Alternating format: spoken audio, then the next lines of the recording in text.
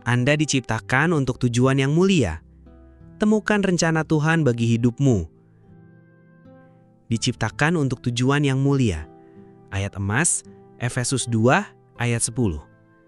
Pernahkah Anda bertanya-tanya, mengapa saya ada di dunia ini? Bukan sekadar untuk bekerja, makan, tidur, lalu mengulang siklus yang sama. Firman Tuhan berkata, kita diciptakan bukan sembarangan, tetapi dengan tujuan yang mulia, yang sudah Tuhan rencanakan jauh sebelum kita lahir. Shalom saudara yang dikasihi Tuhan, selamat datang kembali di channel ini, tempat kita merenungkan firman Tuhan setiap hari, menemukan kekuatan baru, dan menguatkan iman kita di dalam Yesus Kristus. Hari ini, kita akan membahas sebuah kebenaran yang bisa mengubah cara kita memandang hidup, bahwa Anda adalah mahakarya Allah. Kita akan melihat bagaimana Tuhan menciptakan kita dengan tujuan yang unik.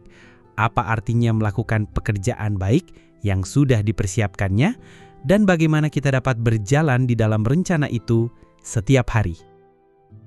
Judul dan ayat emas. Diciptakan untuk tujuan yang mulia. Efesus 2 ayat 10. Karena kita ini buatan Allah, diciptakan dalam Kristus Yesus untuk melakukan pekerjaan baik yang dipersiapkan Allah sebelumnya. Ia mau supaya kita hidup di dalamnya. Isi utama. A. Kita adalah buatan Allah. Kata buatan di sini dalam bahasa aslinya berarti poema, yang bisa diterjemahkan sebagai karya seni atau puisi Allah. Bayangkan ini, setiap goresan kehidupan kita, setiap detail kepribadian kita, bahkan masa lalu kita, Tuhan menyusunnya dengan penuh perhatian, seperti seorang seniman yang menciptakan mahakarya. Kadang kita melihat diri sendiri penuh kekurangan, tetapi Tuhan melihat kita melalui mata kasih-Nya. Dia melihat hasil akhir dari karyanya, sesuatu yang indah dan berguna. B. Diciptakan dalam Kristus Yesus. Ayat ini tidak hanya berkata kita diciptakan, tetapi diciptakan dalam Kristus Yesus. Ini berarti identitas baru kita dibentuk melalui karya keselamatan Yesus di kayu salib.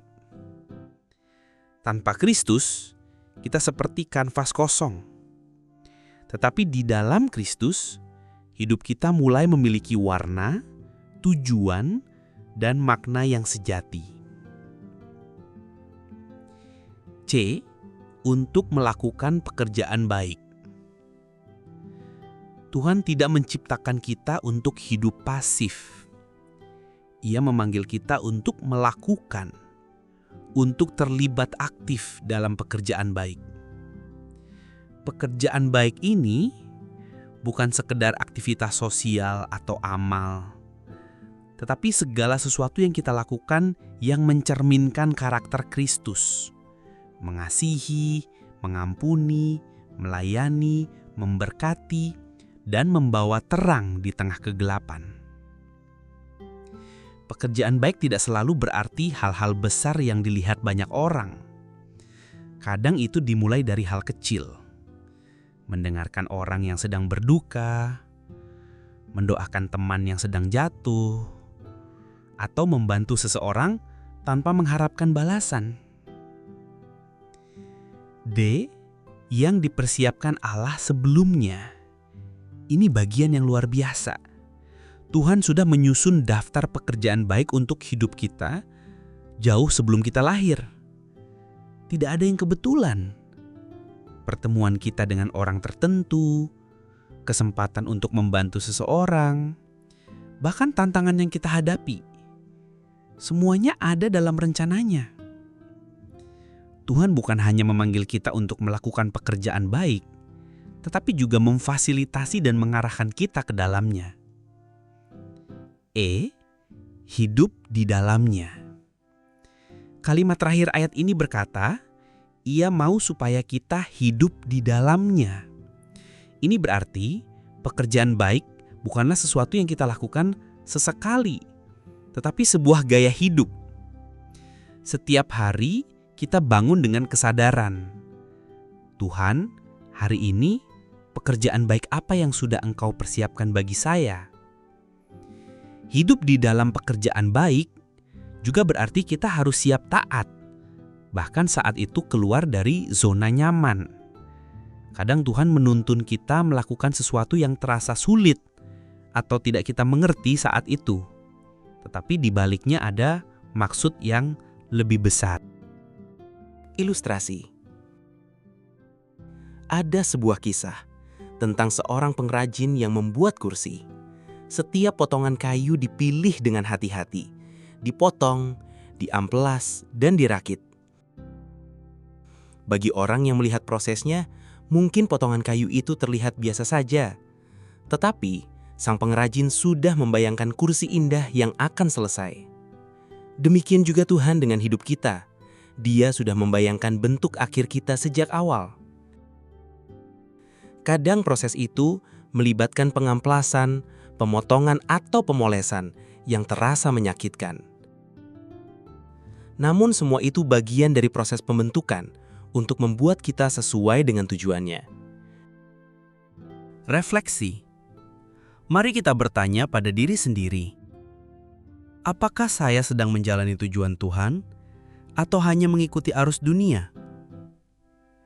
Apakah saya melihat diri saya sebagai mahakarya Allah atau sekedar manusia biasa? Apakah saya siap untuk melakukan pekerjaan baik yang Tuhan sudah siapkan bagi saya hari ini? Aplikasi hidup. 1. Kenali identitas Anda di dalam Kristus. Jangan biarkan kegagalan atau pendapat orang lain mendefinisikan siapa Anda. 2. Cari kesempatan untuk melayani. Jadikan pekerjaan baik sebagai gaya hidup, bukan kewajiban. 3. Berdoa setiap pagi. Mintalah Tuhan menuntun langkah Anda ke dalam pekerjaan baik yang sudah Dia siapkan hari itu. 4. Tetap setia dalam hal kecil.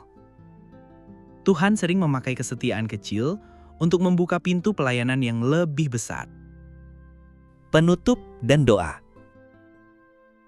Saudara, Anda adalah mahakarya Allah diciptakan dalam Kristus untuk tujuan yang mulia. Jangan sia-siakan hidup dengan berjalan tanpa arah. Ada rencana ilahi yang menunggu untuk Anda jalani, dan itu dimulai hari ini. Mari kita berdoa. Tuhan Yesus, terima kasih karena Engkau telah menciptakan kami dengan tujuan yang indah. Ajari kami untuk melihat diri kami seperti Engkau melihat kami, berharga dan berguna di mata-Mu. Pimpin kami setiap hari untuk berjalan dalam pekerjaan baik yang sudah Engkau siapkan. Dan pakailah hidup kami untuk memuliakan nama-Mu. Dalam nama Tuhan Yesus kami berdoa. Amin.